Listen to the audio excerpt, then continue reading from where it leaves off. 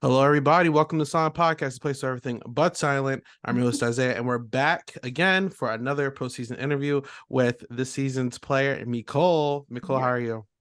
Hi guys. I'm great. How are you guys?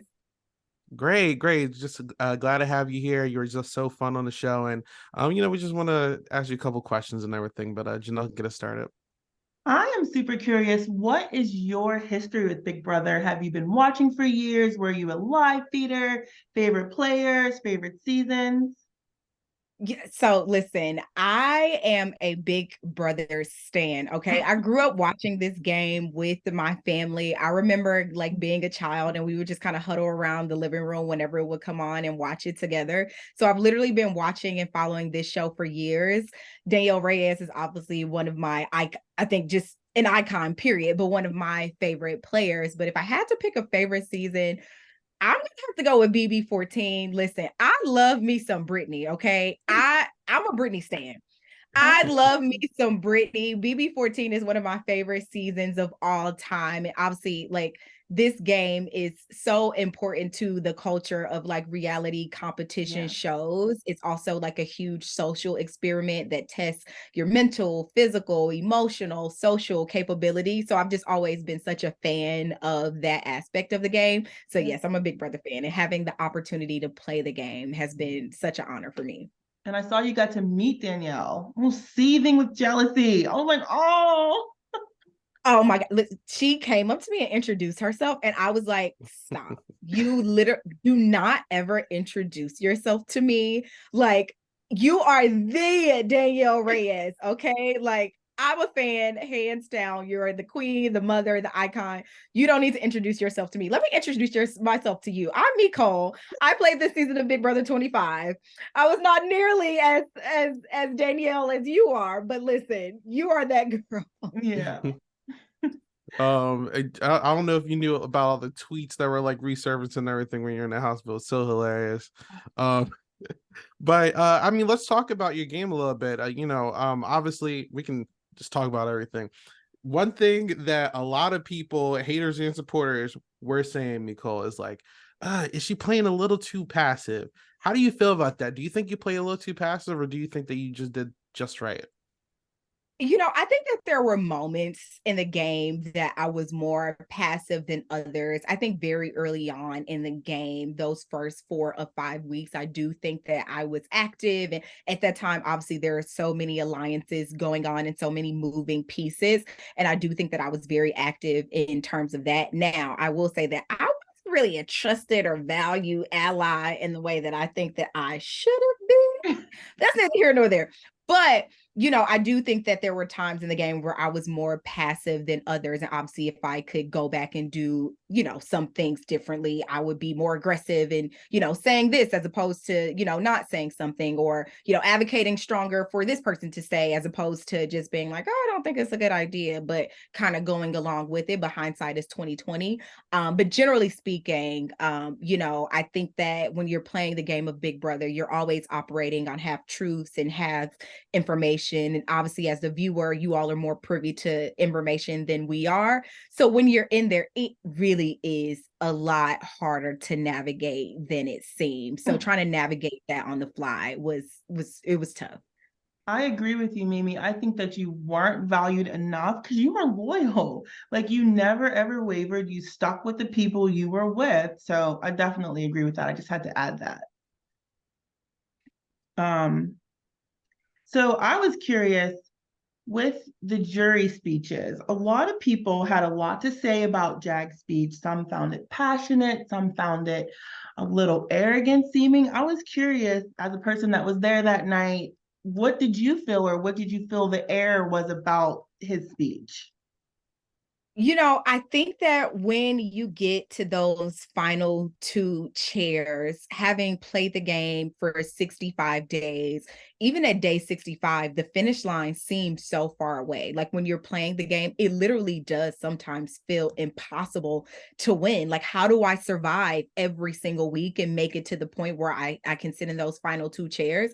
So once you get to that point, I think that's the point where you leave it all out on the table. Like you have to leave no stone unturned because your fate in this game at this point is left up to a 7 or a 9 person jury. And if it's me, I don't want to give them any other option than to choose me to win that $750,000.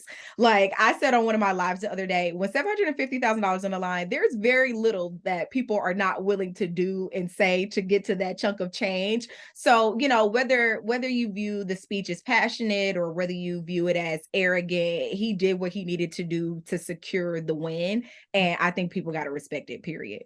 There you go.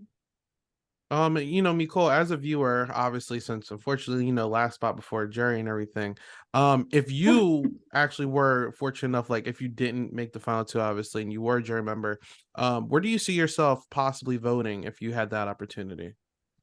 When I left the house on day 65, I was under the guise, I was like, listen, if you guys let Matt get to the end of this game, he wins this game just because Matt was so well liked and so well received in the house. Like, he just has a strong physical presence. And it was mind boggling to me that literally nobody, except for I think Hytham, was ever planning to actually target him. I'm like, and if this trend continues and he makes it to the final two, everyone in the house loves and adores Matt. Like, I just can't see them not voting for him. And then as time starts to kind of trickle down and you see that it probably will be Matt and Jag, I'm like, I feel like there isn't a person in jury who wouldn't vote for Matt. So I literally thought it was going to be Matt. But if I was sitting in one of those jury chairs, I do think that it was a well-deserved win for Jag. He was evicted 10-0. Matt saved him with the power of invincibility. And in the second half of the game, especially the jury phase, he really just comped his way out of it. Like, his social game may have been a little questionable, but I mean, I think it was a well-deserved win, and I likely would have cast my vote for Jag if I was on jury. What do you think about those that say he has an asterisk next to his name because he was voted out? I mean, listen, it's a game of twists and turns. I'll say this: when Red and Jag were on the block together, I foresaw all of this happening. I just want the record to reflect that. And so the fact that I visualized this and no one took heed to it, and everybody was like, "Oh, it's okay," and even Cameron puts me and Mama Fee on the block as opposed to putting a Matt and Jag on the block. I'm like, you can't really be mad at Jag that nobody else in the game did what they needed to do to get him out. Like, that's not on you. Because if the shoe was on the other foot and it was me, and y'all let me slide to the end, oh, I'm sliding off with that money if I was sitting in the final two chairs, okay? And I don't care who's mad about it. I won my $750,000, asterisk or not, and I'm gonna spend that check when it clears. So. Mecole, so in the game, even before all that, there was a little section where some people feel like when you and Felicia, obviously you guys got very close. One turning point for you guys' game in some people's eyes was the Jared vote. Do you feel like that was a right move or a wrong move for you? Going back in the time that I've had to reflect in the moment, I think emotions are running high, right? Like, I just found out that brown sugar babes isn't a real thing, and I know the audience is like, it's not a real thing. How did you know that? It felt real to me, y'all. It felt real in those moments. But I found out brown sugar babes isn't a thing. Mama Fee finds out that she wasn't supposed to be staying that week. Emotions are running high, and in the moment, you're just kind of like, okay, this is the thing that I need to do. And looking at it and going back, and I've had this conversation with Jared offline, and I've told him, I should have had a conversation with Jared and told him, like, listen, you are the house target going into this, because he puts Cameron on the block as a replacement nominee. And it could have been an opportunity, maybe because Jag wins the veto and takes Corey down, and then Cameron goes up. Maybe if Jared is privy to this information, Matt goes on the block, right? And then this kind of changes the course of the game. So as I've just been reflecting on the game, I do think that had I shared this information with him prior to the vote happening, the course of the game likely would have changed. But that's a shoulda, coulda, woulda, Right. So. Yeah, I thought the exact same thing. I was like, because I was all for you. I was all for Mama Fee, Sari, even Jared. And I was like, if they had just told him, it could have been so, even Blue. Blue didn't even say a word. Yeah. It could have been so different. Yeah. Do you think that Suri and Felicia and you guys probably could have all like bury the hatch and like move forward together if you did survive the next week? I think so. I think that where the relationship starts to just get like a little complicated is that Jared and Miss Ree are seen, and obviously at this time we don't know that they're mother and son, right? But Jared and Miss Ree are seen as a duo. Me and Mama Fee are seen as a duo, and then we are like having these conversations where we're told that our core alliance isn't really a core thing. So like feelings are hurt and like all of these like emotions, right? But I am a very like diplomatic and logical person. I remember even telling Mama Fee, like, I really didn't even want to tell you this information because I know that you like to bring it to the carpet.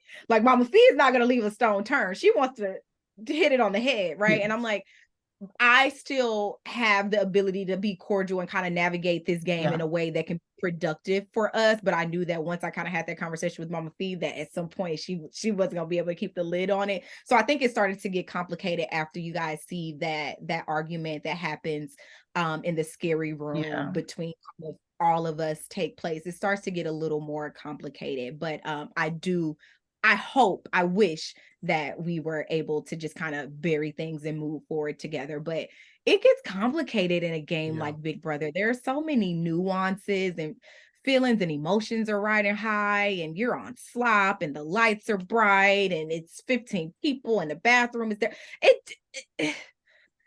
It's hard. Right.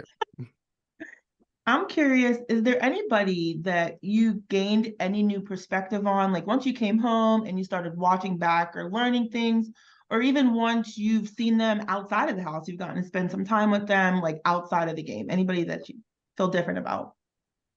Yeah, so I do want to say that I love Corey. I know I gave him the we had a little don't we had that little moment, right? But Corey is one of the people in the house that I could legitimately just like nerd out with and have conversations about like education and politics and all of we just had so many great conversations on a personal level that I don't think was showed, and a lot of our relationship wasn't able to be it wasn't explored in the way that I think that it could have been. But I really do love and adore Corey. We had that little moment. I was just mad at him because I thought he unnecessarily flipped that vote on me. That wasn't necessary, nor was it good for his game. But that's another conversation for another day. But I also toward the latter part of my time in the house started to develop a relationship with Blue.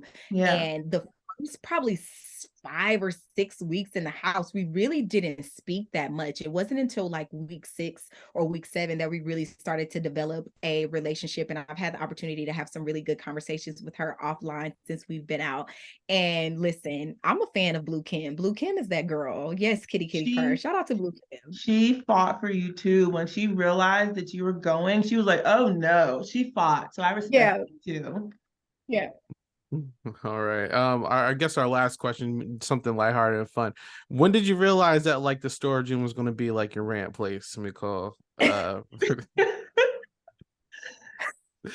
Funny thing is, I literally would just go in there and just try to have these moments to myself because I just felt like it was not any other safe space in the house for me to do that. It wasn't until I went into the diary room after like the 4th or 5th rant of me saying how much I hate everybody and how stupid they are. And these are the stupidest people in America. Where did y'all find them? And they called me into the DR and they're like, so the storage room, I was like, oh damn, is this a thing? Like that, I'm just sitting there talking, y'all. I just need somebody to talk to. So it wasn't until like after the 3rd or 4th rant, they called me into the DR and they're asking me about it. And I'm like, okay, this is a thing. And the amount of love and support that I've gotten just based on those storage room conversations has been so overwhelming. I've had so many cameo requests for like a storage room, like, video, like cameo. So it's just been super fun that people, have been able to kind of see my thought process in the game. I know a lot of you know, my strategic ability and my strategic mind wasn't really highlighted in the game. So it's great that people were able to see a little glimpse of that in those storage room moments. So it's been great. That's great. Listen, we saw it. Okay, like you're good.